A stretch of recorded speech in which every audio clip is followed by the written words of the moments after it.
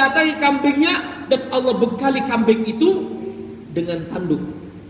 Maka diperintahkan itu kambing menanduk orang ini. Semua kambing yang belum dibayar zakatnya dari pagi sampai sore. Fi yaumin kana miqdaruhu 50 alf sanah, yang sehari sama dengan 50.000 tahun di dunia. Perhatikan, ada pembukaannya, ada pertengahannya. Pertengahan harus benar, tapi ada akhirannya tentang zakat. Apa kata Allah? Khudh min amwalihim shadaqatan tutahhiruhum wa tuzakkihim biha. Ambillah harta mereka sebagai zakat untuk membersihkan jiwanya. Bahwa seorang yang bayar zakat tidak boleh di hatinya ada sombong, tidak boleh di hatinya ada penyakit hati, riya, hasud, dengki. Dia orang yang bayar zakat. Dikatakan zakat dari kata zakka yuzakki, artinya membersihkan. Jadi sebetulnya harta zakat itu adalah merupakan kotoran harta. Karena itu keluarga Nabi tidak boleh menerima zakat, karena itu kotoran harta. Tidak semua yang kita dapatkan itu bersih. Sehebat apapun kita penghasilan, kita yakin itu halal, pasti ada kotornya. Mungkin pernah ngomong berbohong sedikit, mungkin pernah mengubah sedikit angka dan sebagainya. Yang penting bahwa itu pasti tidak semuanya halal. Ada yang kurang halalnya. Seperti kita makan, tidak semua jadi darah, pasti ada yang jadi kotoran. Makanya dikatakan az-zakah, pembersihan. Karena itu kotoran harta wajib dikeluarkan dengan tuntas. Itulah makna zakat. Orang yang tidak mengeluarkan zakatnya dengan baik seperti seorang kebelet ditahan. Sudah mau buang air, eman, jangan. Sudah kebelet, jangan, tahan lagi. Akhirnya lama-lama kena penyakit. Inilah hakikat zakat. Ramadan juga demikian. Ada pembukaannya, ada pertengahannya, ada akhirannya. Sekarang tibalah pembahasan kita tentang Ramadan. Apa itu hakikat Ramadan? Ya, semuanya pandang kawannya lagi. Halo. Ya, tangannya ke samping kanan. Yes. Oke. Sudah dibisikin 5 menit lagi. Padahal saya baru pembuka. Belum bicara tentang Ramadan kan? Tapi alhamdulillah ada buku satu tuh. Ya. Coba tepuk kawannya, tepuk. Ya. Ya, akhi, halo. Ya, bilang, akhi. Bangun dong. Yang semangat. Kasihan tuh Ustadz ngomong. Masa Ustadz dianggap patung? Oke. Ya.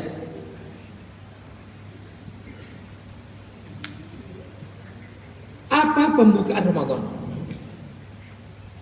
Pembukaan Ramadan adalah pertama-tama kita bahagia. Bahagia kita akan kedatangan tamu. Nabi berkumpul dengan sahabat-sahabatnya di bulan Rajab, di bulan Sya'ban, berkumpul dengan sahabat-sahabatnya. Nabi berkhutbah menyampaikan, "Qad adhallakum syahr Ramadan." Telah datang rindang Ramadan, kata Nabi.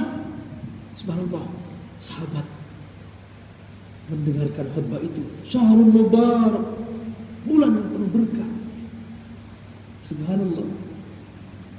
Coba senyum, semuanya senyum. Halo. Ada kisahnya senyum nih. Jadi begini. Ini saya ajarin doa. Jadi suatu hari salah seorang sahabat berdoa. Allahumma inni zalamtu nafsi zulman katsir. Faghfirli maghfiratan min indika. Innahu la yaghfiru dzunuba illa anta. Sahabat itu tersenyum. Innahu la yaghfiru dzunuba illa anta. Sahabat kaget, yang lain melihat, kenapa kamu ketika baca doa itu kok kamu tersenyum? Dia cerita, Nabi ketika membaca doa ini tersenyum, melihat ke langit tersenyum. Ditanya oleh aku, kata sahabat ini, wahai Rasul, kenapa engkau tersenyum membaca doa itu? Kata Nabi, Allah menjawab kepadaku bahwa engkau telah memastikan bahwa yang bisa mengampuni hanya aku. Allah bangga dengan hamba seperti ini. Jadi seorang hamba harus bangga bahwa Allah Maha Pengampun. Harus bahagia dengan Ramadan. Kenapa? Ini acara Allah. Selama ini aku bikin acara. Masa Allah yang bikin acara aku tidak senang?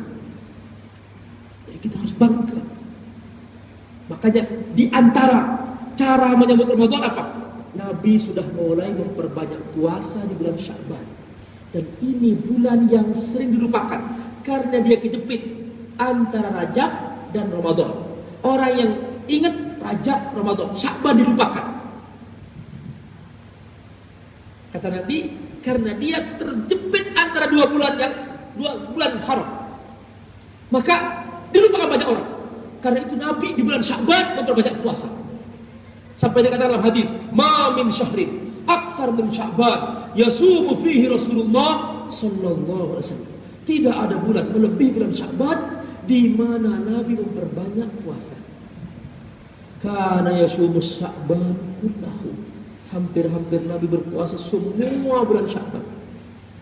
Illa yaumain akhirin, kecuali hari terakhir 2 hari, li'annahu yaumus syak, karena itu hari syak. Kata Nabi, man shama yaumus syak faqad asaba al-qasim. Siapa yang berpuasa pada hari syak, dia telah berbuat maksiat kepada Nabi. Abul Qasim maksudnya Rasulullah SAW. Makanya 2 hari terakhir tidak berpuasa karena takut campur dengan Ramadan. Tapi bulan Sya'ban banyak puasa. Setiap hari sunnah. Kenapa? Karena orang yang terbiasa berpuasa masuk Ramadan bahagia. Orang yang tidak pernah berpuasa masuk Ramadan jam 10 pagi lihat jam. Kok masih lama? Kapan? Nah ini dia. Jadi terus ketika sudah yakin bahwa besok Ramadan, pastikan bahwa dia telah berniat puasa sebelum fajar. Ini bedanya antara puasa wajib dengan puasa sunnah. Puasa sunnah boleh berniat sesudah subuh. Tapi puasa wajib berniat sebelum fajar. Apa kata Nabi? Man lam yabit as-siyami qabla al-fajr fala siyama lahu. Siapa yang tidak berniat sebelum fajar, dia anggap tidak berpuasa oleh Allah SWT. Itulah mengapa kemudian ditradisikan selesai sholat tarawih, nawaitu shauma ghadin. Itu tradisi saja. Untuk tidak membuat kita lupa, wah kita berniat besok berpuasa. Sebetulnya itu. Jangan berdebat masalah khilafiyah di situ. Saya kasih kata kunci. Setiap yang khilafiyah benar. Tidak ada yang salah. Ini kata kunci.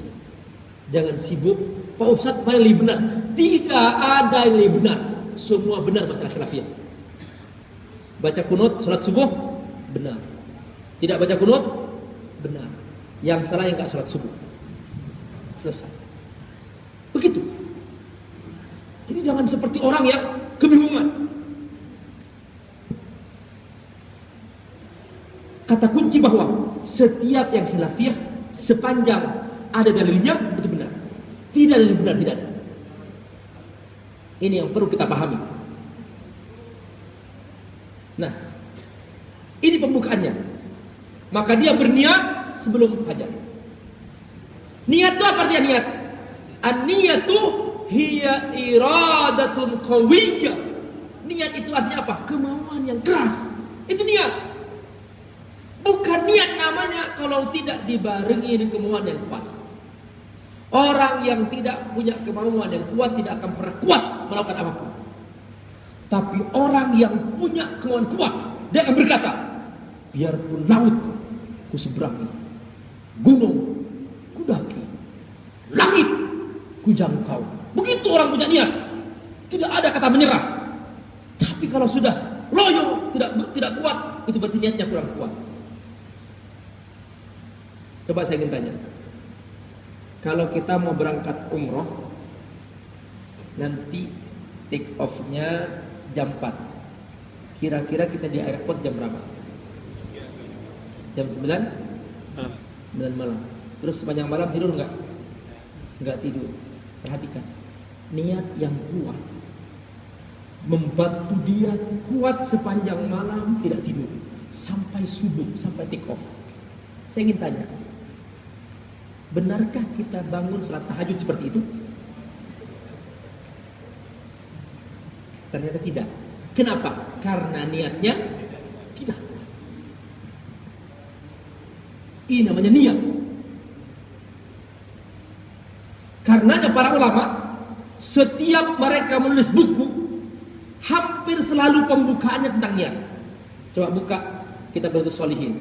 Bab pertama apa? Babul Ikhlas, niat. Buka Arba'in Nawawiyah, hadis pertama apa? Niat. Buka Sahih Bukhari, hadis pertama apa? Niat. Sahih Muslim, pasti niat. Mereka apa? Mereka mengatakan bahwa inni akhafu an abda'a bi niyatin khatiyah. Aku takut kalau aku memulai sebuah amal yang besar ini dengan niat yang salah. Karena itu perlu diketahui, ada beberapa kaidah dalam niat, dan ini tidak mungkin saya bahas sekarang karena waktu hanya tinggal 3 menit yang diberikan kepada saya. Maka saya cut masalah niat ini, kaidah. Kalau dikasih izin akan saya bahas teman-teman. Lalu kemudian kita masuk ke pertengahan. Pertengahan ini Ramadan. Ibadah Ramadan oleh Allah Subhanahu wa taala dibagi 3. Yang paling pokok. Ibadah siang hari, ibadah malam hari, dan ibadah 10 terakhir bulan Ramadan. Mohon diingat ini 3 kaidah ini. Ibadah siang hari, ibadah malam hari, dan ibadah 10 terakhir Ramadan. Lalu kalau saya diminta menambahkan, ada satu ibadah yang menyebar dari semua pembagian waktu ini. Menyebar. Ini yang keempat. Jadi ibadah siang hari, ibadah malam hari, ibadah 10 terakhir Ramadan, dan ibadah menyebar pada semua waktu ini. Pertama, siang hari kita wajib berpuasa. Ini makna firman Allah, kutiba alaikumussyiyam. Ini tidak perlu diperdebatkan, karena ini hukumnya wajib. Dari saking pentingnya ini, sampai Allah dalam surah Al-Baqarah ayat 183, 184, 185 itu isinya tentang apa? Bahwa tidak ada alasan untuk meninggalkan puasa kecuali alasan yang Allah izinkan. Apa yang Allah izinkan? Pertama, sakit. Faman kana minkum maridun aw ala safar. Yang kedua, safar, musafir. Yang ketiga, ketuaan. Wa 'alal ladzina yutiqunahu fidyatun ta'am miskin. Ketuaan bayar fidyah. Musafir dibolehkan. Sakit maksudnya sakit parah. Kenapa nggak puasa? Pak Ustadz tadi keseliu, Pak Ustadz. Bukan begitu. Pak Ustadz gatel-gatel nih, makan nyamuk, gatel-gatel.